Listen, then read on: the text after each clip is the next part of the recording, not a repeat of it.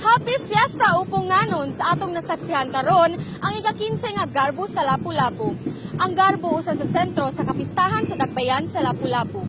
Gisugdan kini sa Civic Military Parade nga nagsugod sa Lapu-Lapu City Central School ug padung sa Hopes Dome. Kini gisalmutan sa nakalain-laing barangay sa syudad sa Lapu-Lapu.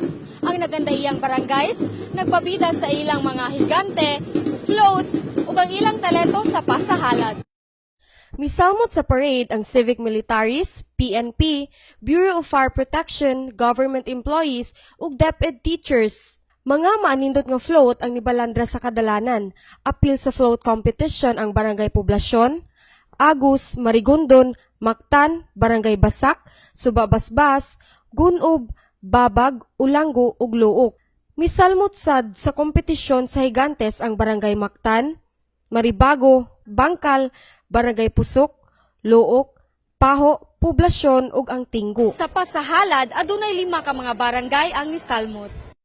Ang sayaw sa paghalad o pasahalad, gisalmutan sa Barangay Mactan, Gunob, Basak, Buaya ug Barangay Kanhulaw. Sa street dancing competition, nakabot sa Barangay Mactan ang 3rd prize. 2nd prize ang Barangay Basak ug 1st prize ang Barangay Gunob.